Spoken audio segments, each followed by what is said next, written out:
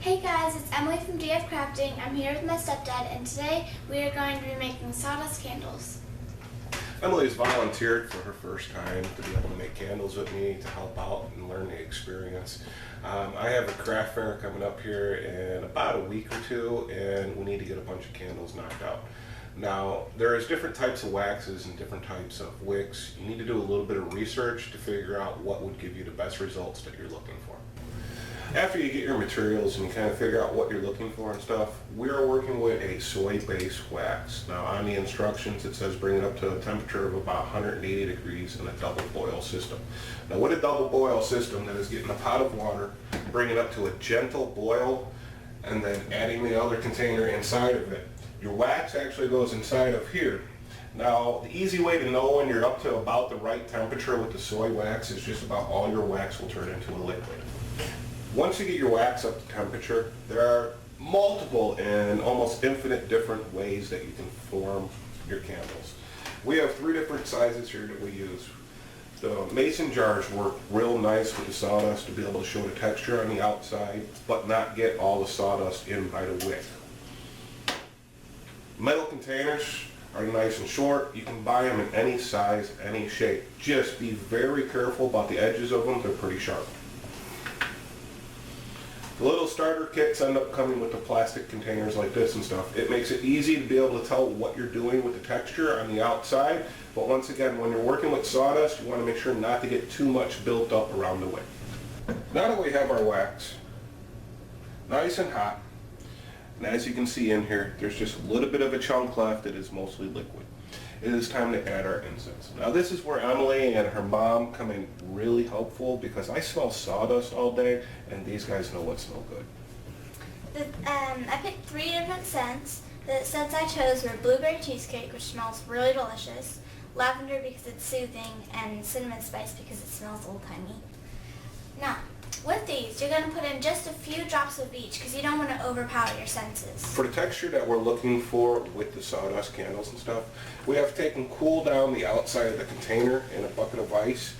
That way the initial shot of wax sticks to the outside and we can actually add the sawdust to it in a second. As you can see with the mason jar, I have the outside cooled. I filled it up about where I wanted to finish off with wax. And I'm setting it back down into the ice water to get that outside to sit there and cure towards the glass. I'm going to take the wax out of here, put it back in the container, and then add the sawdust to make it look nice and pretty. Now I've poured the wax out of our container here back into the original container. We got a nice buildup along the outside. The ice water did a real good job at doing it. Now I'm going to take a bunch of the sawdust, the fine grained sawdust that we have from outside,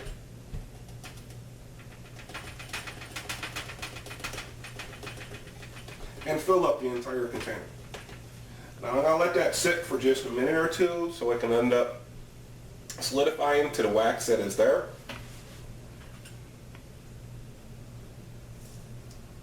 And then pour it back out.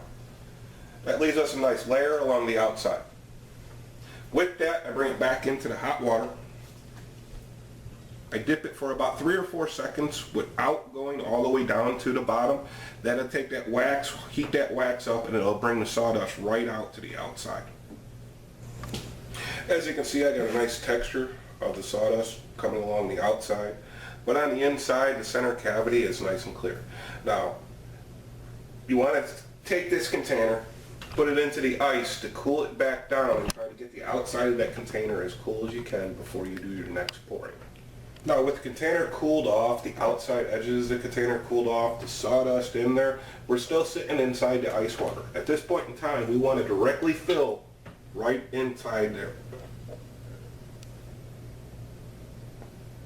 Fill it up to the desired level that you're looking for. At that point, it should sit inside the ice water by itself and be able to cool down. Now this is going to cool down from the outside and bring it in real nicely with the wax. Leave it sit for about a minute or two, and then we're going to put our wick in.